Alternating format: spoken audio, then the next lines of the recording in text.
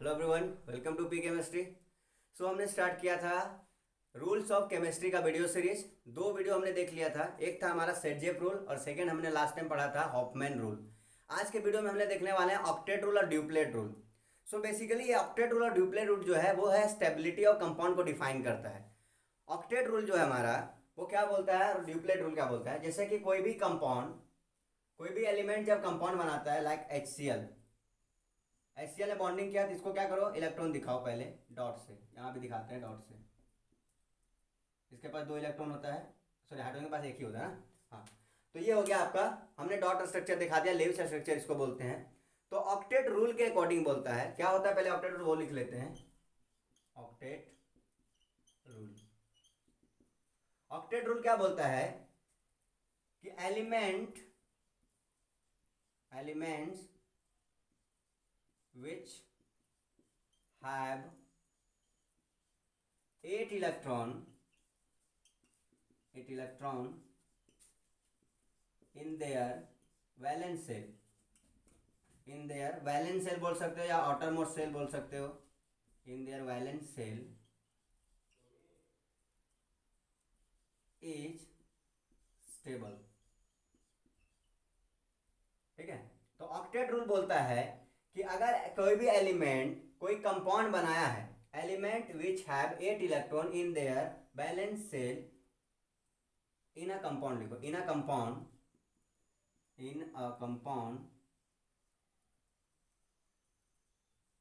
Is stable. अगर किसी compound में किसी एलिमेंट का वैलेंस सेल 8 हो जाता है, वैलेंस सेल में 8 इलेक्ट्रॉन हो जाता है, तो हमारा जो कंपाउंड है वो स्टेबल हो जाता है। जैसे कि आप क्या होते हो, जैसे आपको क्या चाहिए, आपको भूख लगी है, खाना चाहिए, आपका एक लिमिट है ना खाने का। तो जितना लिमिट आपका है खाने का, अगर उतना खाना मिल जाता है तो आप खुश हो जाते हो, पेट भर जाता है आपका, ठीक है, आप स्टेबल हो जाते हो। तो सेम यहाँ है कि एलिमेंट को कितना चाहिए कि ताकि वो स्टेबल हो जाए। कोई भी कंपाउंड जब बॉन्ड बनाता है, जैसे HCl के बाद बॉन्ड बना रहा है, तो Cl को कितना इलेक्ट्रॉन चाहिए कि वो स्टेबल हो जाएगा। तो Cl को किसी भी तरह से अपने वैलेंस सेल में, बाहर वाले सेल में, अंदर सेल में कुछ भी उससे हमको कोई मतलब नहीं है, बाहर वाले सेल में 8 इलेक्ट्रॉन चाहिए। और अगर उसके पास 8 इलेक्ट्रॉन आ गया तो वो जो जिसके साथ बॉन्ड बनाया है उसके साथ वो क्या है, कंफर्टेबल है, दैट मीन्स वो स्टेबल है। उसी तरह से हाइड्रोजन और हीलियम के लिए होता है duplet rule. Duplet rule same है, कुछ नहीं करना इसमें। Elements which have 2 electron in there valence shell in a compound is stable. 8 electron होता है जिसमें, जैसे कि 8 इलेक्ट्रॉन जिसके पास हो सकता है, लेकिन हाइड्रोजन के पास तो नहीं हो सकता ना, क्योंकि उसके पास क्या होता है 1s2, 1s एक ही उसके पास सेल है, एक सेल में एक ही सब सेल है, s के पास 2 इलेक्ट्रॉन हो सकता है। तो जो भी एलिमेंट 2 इलेक्ट्रॉन गेन करके स्टेबिलिटी कर लेते हैं, स्टेबिलिटी गेन कर लेते हैं, वो ड्यूप्लेट रूल को फॉलो कर रहे होते हैं।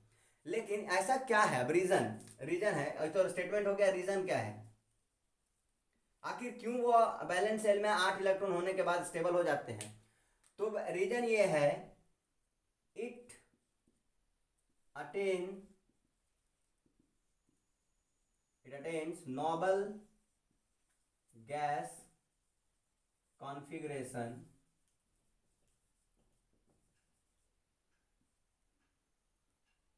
similar to nearest noble gas. अब देखो इसमें आपको नोबल गैस के बारे में पता होना चाहिए। तो ग्रुप 18 के जो एलिमेंट हैं पीरियोडिक टेबल में सबसे लास्ट में राइट साइड में जो ग्रुप 18 है उसके एलिमेंट को हम बोलते हैं नोबल गैस। तो कौन कौन से, helium, neon, argon, krypton, xenon, radon. फिर से मैं यहाँ लिख देता हूँ, ठीक है। कौन कौन सा है, हीलियम, उसके बाद आता है नियॉन, उसके बाद आता है आर्गन, फिर क्रिप्टॉन, फिर जेनॉन और फिर रेडॉन। ये आपके जो एलिमेंट है वो नोबल गैस है। इसको इनर्ट गैस भी बोला जाता है, जीरो वैलेंस गैस भी बोला जाता है, जीरो वैलेंस एलिमेंट बोला जाता है। देखो अगर सपोज कर लो हाइड्रोजन, क्या है, हाइड्रोजन हमारा फर्स्ट पीरियड का एलिमेंट है, तो फर्स्ट पीरियड में नियरेस्ट नोबल गैस कौन सा होगा, हीलियम। वही बोल रहा है कि नियरेस्ट नोबल गैस कॉन्फिगरेशन, तो इसका कॉन्फिगरेशन होता है 1s2। तो हाइड्रोजन भी कहा चाहेगा कि इसका जो हमारा है 1s1 जो होता है वो किसी तरह से 1s2 हो जाए, तो वैलेंस सेल में 2 इलेक्ट्रॉन, इसीलिए डुप्लेट फॉलो करेगा। अब जैसे सोडियम है, सोडियम के पास होता है 281, 11 इलेक्ट्रॉन होता है, लेकिन ये किसके पीरियड में है, नियॉन वाला के पीरियड में है, और नियन का होता है 10, that mean 1s2 2s2 2p6, ये 10 हो गया। तो सोडियम किसी भी तरह से चाहता है कि हम क्या करें, जैसा नियॉन का कॉन्फ़िगरेशन है वैसा कॉन्फ़िगरेशन मेरा बन जाए। अभी इसका कॉन्फ़िगरेशन कैसा है, अभी है 1s2 2s2 2p6 और 3s1 ऐसा है। अगर ये 3 को निकाल देता है, 3s में जो इलेक्ट्रॉन को निकाल देता है तो ये सेल खत्म, तो वैलेंस सेल ये बन गया। अब इसके वैलेंस सेल में कितना इलेक्ट्रॉन है, 6 और 2 8 इलेक्ट्रॉन। तो वैलेंस सेल में किसी भी कीमत पे वो 8 इलेक्ट्रॉन कर लेता है।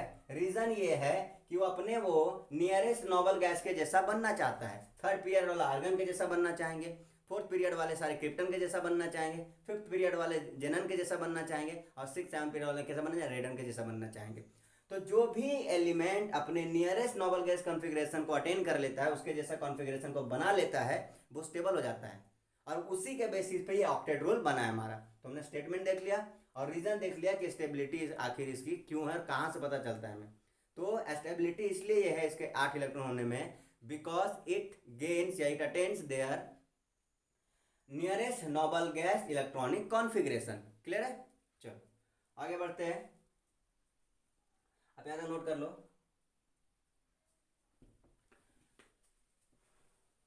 अब है इसका एप्लीकेशन पार्ट में हम देखते हैं, कुछ कुछ एग्जांपल लेंगे, उससे क्लियर हो जाएगा आपको। जैसे कि NaCl जो आपका है कंपाउंड, कुछ NaCl लेते हैं, एक HCl लेते हैं, CaCl2 लेते हैं और फिर H2 लेते हैं। हम ऑक्टेट और ड्यूप्लेट दोनों कर रहे हैं, फिर Cl2 लेते हैं। ऐसे ही तो कंपाउंड होते हैं। और चलो कोई आयन भी ले लेते हैं ना, आयन में आप ले लो CO3 2-। अब इतने कंपाउंड का हम स्ट्रक्चर ड्रॉ करेंगे और देखेंगे कि ये कंपाउंड इस फॉर्म में एग्जिस्ट कर रहा है, मतलब ऐसे बनाता है, ये कंपाउंड रहता है ऐसे कंपाउंड में। तो कोई भी कंपाउंड उस फॉर्म में एग्जिस्ट तभी तक करता है जब तक वो स्टेबल होता है। तो सबकी स्टेबिलिटी चेक करने के लिए क्या चेक करेंगे कि सब ऑक्टेट रूल को फॉलो कर रहे हैं या नहीं। अगर ऑक्टेट रूल को फॉलो नहीं करेंगे स्टेबिलिटी नहीं होगी। और अगर जो ड्यूप्लेट फॉलो कर सकता है वो ड्यूप्लेट रूल को फॉलो करेगा। तो हम स्टार्ट करते हैं NaCl से। आप देखते हो कि NaCl में Na क्या होता है हमारा प्लस और Cl क्या होता है माइनस। ऐसा क्यों होता है, क्यों नहीं, अगर Na पे क्यों नहीं माइनस हो जाता है, जब Cl पे प्लस क्यों नहीं हो जाता है? तो उसका रीजन है ऑक्टेट रूल। दोनों ऐसा इसलिए है क्योंकि दोनों ऑक्टेट रूल को फॉलो करेंगे। अगर ये अपोजिट हो जाते हैं, if sodium get negative charge and if chlorine gate positive charge, तो दोनों में से किसी का भी ऑक्टेट रूल कंप्लीट नहीं होगा। और जब ऑक्टेट रूल कंप्लीट नहीं होगा तो कंपाउंड स्टेबल नहीं होगा। तो जब स्टेबल ही नहीं होगा तो बॉन्डिंग क्यों करेगा, NaCl फिर बनेगा ही नहीं हमारा। तो देखते हैं Na का हमारा जो है नॉर्मल सोडियम जो होता है हमारा, उसका इलेक्ट्रॉनिक कॉन्फ़िगरेशन होता है 281, आपने पढ़ा होगा, ठीक है। और जो क्लोरीन होता है उसका होता है 287 ऐसा। अब देखो अगर सोडियम एक इलेक्ट्रॉन लूज कर देता है तो उसके वैलेंस सेल में 8 इलेक्ट्रॉन बच जाएगा, क्योंकि अभी इसका वैलेंस सेल ये वाला है। और जब इलेक्ट्रॉन निकल जाएगा तो वैलेंस सेल उसके अंदर वाला वैलेंस सेल बन जाता है तुरंत। फिर तो ये इलेक्ट्रॉन यहाँ से निकल गया, तब ये वैलेंस सेल गया जिसमें 8 इलेक्ट्रॉन है। अब ये इलेक्ट्रॉन, अभी देखो इसके वैलेंस सेल में यहाँ 8 है, तो ये 7 इलेक्ट्रॉन निकाल देगा, तब भी उसके वैलेंस सेल में 8 इलेक्ट्रॉन है। लेकिन 7 इलेक्ट्रॉन निकालने की कैपेसिटी नहीं है, क्योंकि एक इलेक्ट्रॉन निकालने में एनर्जी लगता है, दूसरा निकालने में उससे ज़्यादा एनर्जी लगता है, जिसको आयनाइजेशन एंथैल्पी बोलते हैं। तो 7 इलेक्ट्रॉन निकालने के जो एनर्जी देना होगा उतना एनर्जी हम सप्लाई नहीं कर सकते। तो ये क्या करता है, 7 इलेक्ट्रॉन निकाल के स्टेबल नहीं हो सकता। लेकिन एक और ऑप्शन है इसके पास, अगर कहीं से एक गेन कर लेगा तो 7 और 1 8 हो जाएगा। किसी भी तरह से इसको 8 करना है तो ये एक क्या करता है, यहाँ से ये जो लूज करता है वो ये गेन कर लेता है, यहाँ 8 हो जाता है, यहाँ 0। तो वो इसीलिए ये सोडियम प्लस होता है, Cl माइनस होता है। क्लियर है? चलो आगे बढ़ते हैं। नेक्स्ट जो हमारा वो है CaCl2 HCl देखते हैं। तो HCl में आप बॉन्डिंग देखे होंगे कैसा होता है, ये रहा, ऐसा होता है। अभी क्या करते हैं हम, इसको ऐसा बनाते हैं ना, कोवेलेंट बॉन्ड को बोलते हैं कि ये जो इलेक्ट्रॉन है एक क्लोरीन का है और ये जो इलेक्ट्रॉन है वो हाइड्रोजन का है, ऐसा बनाते हैं। इसका मतलब क्या हुआ, हाइड्रोजन के पास कितने इलेक्ट्रॉन गए, 1 और 1 2। ये ड्यूप्लेट फॉलो कर रहा है, ये स्टेबल हो गया। अब इसको काउंट करो, 1 2 3 4 5 6 7 8, ये 8 इलेक्ट्रॉन इसके में फॉलो करते हैं, ऑक्टेट फॉलो कर रहा है।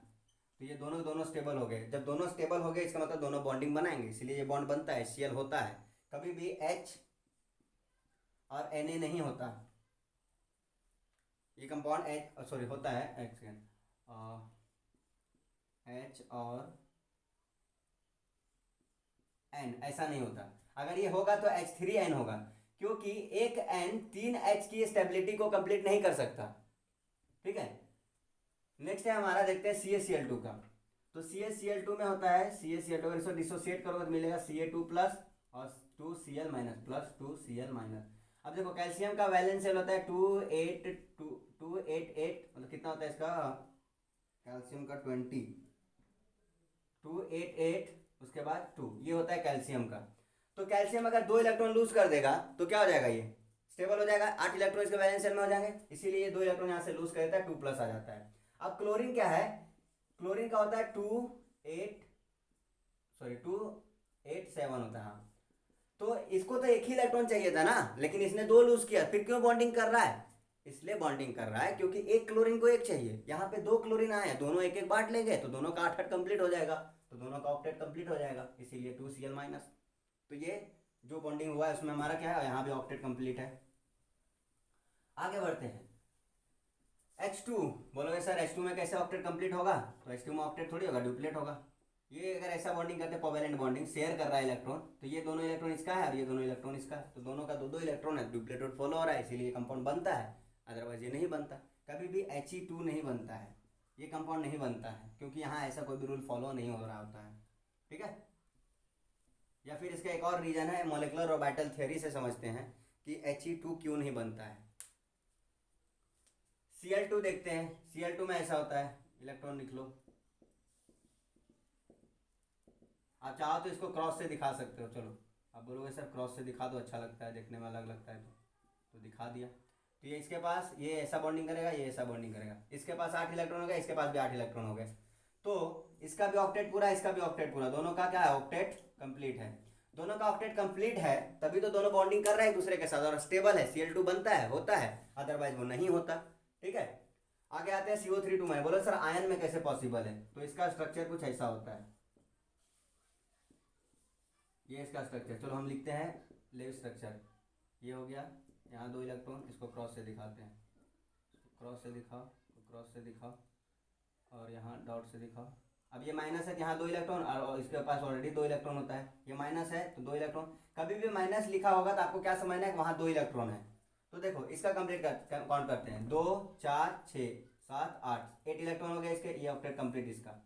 इसमें देखते हैं 2 4 6, ये माइनस, माइनस के बदले में 2 लिखा है, माइनस लिखो या फिर ऐसा लिखो, तो यहाँ इसलिए माइनस लिख देते हैं कि माइनस का 2 इलेक्ट्रॉन है, तो 2 4 6 7 और एक 8 ऐसा। अब इसका देखो 2 4 6 और 8, ये ऐसा बनाता है, यहाँ से लेके यहाँ तक 8 इलेक्ट्रॉन, इसका तो 8 इलेक्ट्रॉन यहाँ से यहाँ तक, तो ये कंपाउंड कैसे बनता है, ऐसा होता है। तो देखो नेगेटिव, आखिर ये नेगेटिव बना क्यों, वो सिर्फ वो भी तो रह सकता था, और अगर रहता तो उसके पास 7 इलेक्ट्रॉन होते हैं ना, ये माइनस 1 इलेक्ट्रॉन माइनस लेने की वजह से आया, माइनस क्यों आया, क्योंकि 1 इलेक्ट्रॉन लिया है, तो इलेक्ट्रॉन लिया तब जाके ये 8 हुआ है, अदरवाइज वो 7 ही रहता, 7 रहता तो स्टेबल नहीं होता, वो कंपाउंड इसलिए नहीं बनता। तो ये O माइनस इसलिए बनता है क्योंकि उसको 8 होना था, कहीं से 1 इलेक्ट्रॉन ले लिया।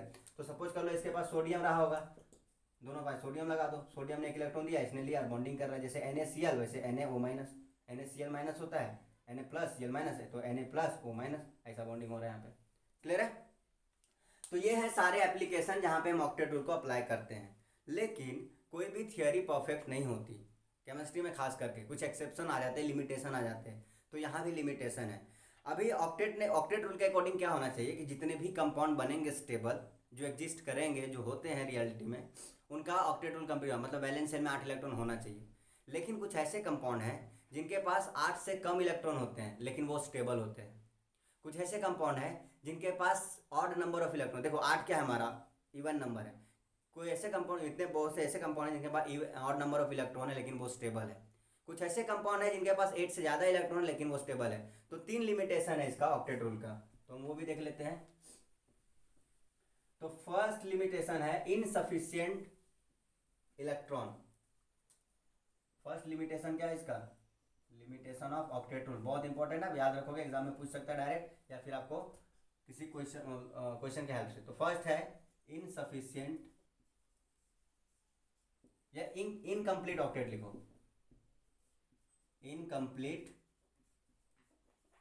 ऑक्टेट। एग्जाम्पल है AlCl3, BF3, BCl3,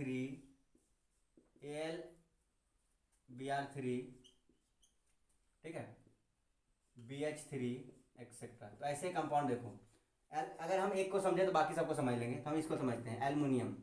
एल्युमिनियम का वैलेंस शेल में 3 इलेक्ट्रॉन होता है, क्योंकि ये किसका इलेक्ट्रॉन है, 2s, ये वाला ग्रुप का है ना, 13 का। 13 के वैलेंस शेल में 3 इलेक्ट्रॉन है, तो 3 इलेक्ट्रॉन रख दिया। ये 3 क्लोरीन के साथ बॉन्ड बनाता है,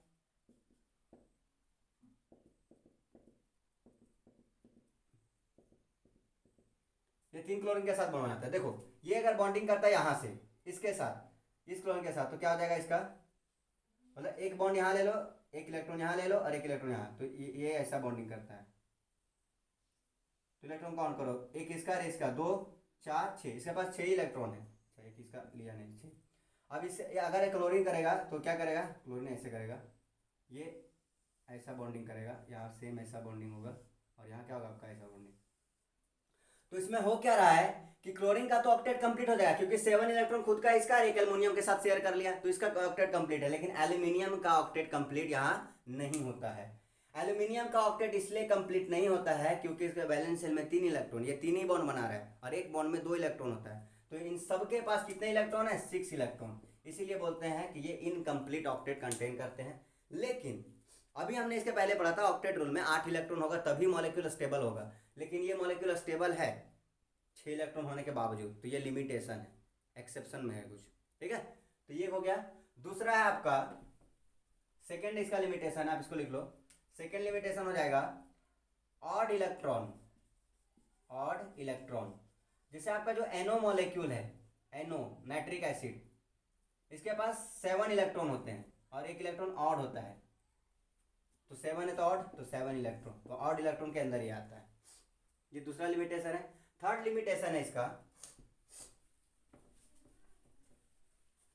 थर्ड है एक्सेस, एक्सेस इलेक्ट्रॉन। मतलब होना तो 8 चाहिए था लेकिन 8 से ज्यादा है। जैसे कंपाउंड लेते हैं PCl5, SF6, और ये सारे कंपाउंड एग्जिस्ट करते हैं, ठीक है। उसके बाद है PBr5, XeF6, XeOF4, ऐसा कंपाउंड होता है। अब सॉरी XE है, जेनन है, ये कंपाउंड है। अब इनमें चेक करते हैं कैसे। जो हमारा फास्फोरस सेंट्रल एटम है, इसके वैलेंस शेल में कितना इलेक्ट्रॉन होता है, 5, क्योंकि क्या होता है कॉन्फ़िगरेशन इसका, S2P3, यही होता है।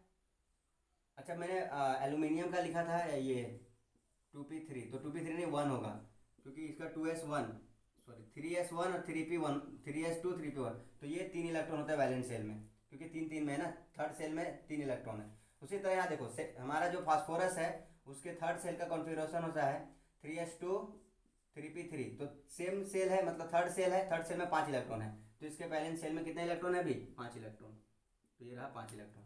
अब ये 5 क्लोरीन के साथ बॉन्डिंग करता है, Cl Cl Cl Cl and then Cl, तो ये क्या करता है, क्रॉस से ले लेते हैं इसके इलेक्ट्रॉन को। बाकी इसके 3 तो इलेक्ट्रॉन है ही, वो हम नहीं दिखा रहे। यहाँ पे इलेक्ट्रॉन है 2 4 6 इलेक्ट्रॉन है। तो अब ये क्या देखो, ये क्या करता है, चलो दिखाई दो, 8 इसका हो गया,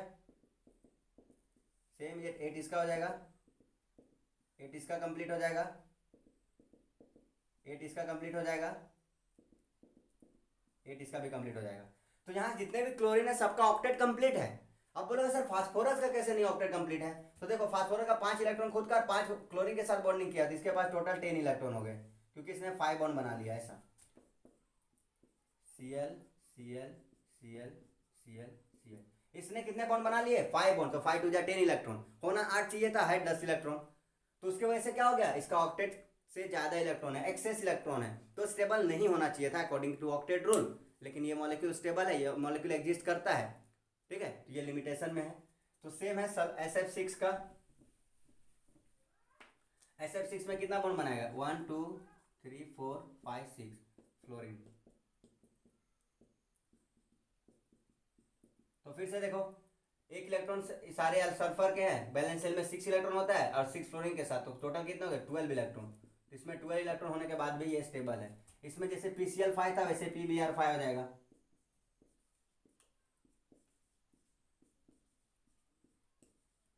ठीक है। SF6 का Xe क्या होता है, इसके पास एक लोन पेयर होता है, क्योंकि इसका वैलेंस सेल में ये हमारा नोबल गैस है, नोबल गैस के वैलेंस सेल में हमारे 8 इलेक्ट्रॉन होते हैं, तो 8 में से एक lone pair as it is रहेगा, बाकी 4 मतलब 6 बॉन्ड बनाएगा ये, ठीक है। तो देखो 2 इलेक्ट्रॉन यहाँ, 3 4 5 6 7 8, 8 हो गए, 9 10 11 12 13 14, टोटल इसमें 14 इलेक्ट्रॉन होते हैं, क्योंकि 6 बॉन्ड से 12 इलेक्ट्रॉन आए और एक लोन पेयर इसके पास पहले से है, तो टोटल 14 इलेक्ट्रॉन है। उसी टाइप से इसमें देखते हैं, इसका स्ट्रक्चर होता है कुछ ऐसा, डबल वन ओ, उसके बाद F F F F F. तो देखो कितने बॉन्ड है, 1 2 3 4, 4 बॉन्ड में कितने इलेक्ट्रॉन आए, 8 इलेक्ट्रॉन आ गए, और यहाँ पे 2 8 इलेक्ट्रॉन, और 1 2 10 और 2 12, तो इसके पास टोटल कितने इलेक्ट्रॉन है, 12 इलेक्ट्रॉन है। तो टोटल 12 इलेक्ट्रॉन होने के बाद भी ये मॉलिक्यूल स्टेबल होता है, मतलब ऐसा एग्जिस्ट करता है। तो ऑक्टेट रूल में हाँ कुछ एक्सेप्शंस भी थे, कुछ एक्सेप्शन ऐसे थे जिसमें 8 से कम होने के बाद भी स्टेबल थे, कुछ एक्सेप्शन ऐसे थे जिसमें और नंबर ऑफ इलेक्ट्रॉन थे, और कुछ एक्सेप्शन हमने ऐसे देखे जिसमें ज़्यादा इलेक्ट्रॉन होने के बाद भी मॉलिक्यूल स्टेबल होता है। तो ये थे सारे लिमिटेशन ऑफ ऑक्टेट रूल। तो हमने स्टेटमेंट ऑफ ऑक्टेट रूल कर लिया, देन रीजन क्यों ऑक्टेट रूल स्टेबल है और किसके अकॉर्डिंग है, तो नोबल गैस के कॉन्फ़िगरेशन के अकॉर्डिंग ये स्टेबल बनाते हैं 8 इलेक्ट्रॉन करके, या ड्यूप्लेट मतलब 2 इलेक्ट्रॉन करके। और नेक्स्ट है आपका लिमिटेशन, इसके अंदर देखा, ठीक है। तो आई थिंक ऑक्टेट रूल से रिलेटेड जितने भी इंफॉर्मेशन थी मैं आपको दे चुका हूँ। फिर भी अगर आपको कोई डाउट होता है तो आप कमेंट सेक्शन में क्वेश्चन कर सकते हो, and please support the channel, like subscribe and share to your friends जिनको ज़रूरत है। तो ये अगर साथ में आपको 12 से 13 रूल्स मिल रहे हैं, 12 से 15 रूल अगर साथ में आपको केमिस्ट्री के मिल रहे हैं तो बहुत ईजी है ना। बार बार आप पढ़ते हो तो कोई रूल मिलता है भूल जाते हो या समझ में नहीं आता है, तो आप एक साथ देखो, एक क्लिक करो, ये मतलब एक प्लेलिस्ट में जाओ, सारे वीडियोज देख लो, ठीक है। तो आपके लिए बहुत बेनिफिशियल है, एंड कीप स्टडिंग, आप पढ़ते रहो, अच्छे से एग्जाम में आप करो। मेरा सपोर्ट आपको हमेशा मिलेगा, चाहे आप जैसे भी आप सपोर्ट लेना चाहो, ठीक है। तो मिलते हैं नेक्स्ट वीडियो में, थैंक्स फॉर वॉचिंग।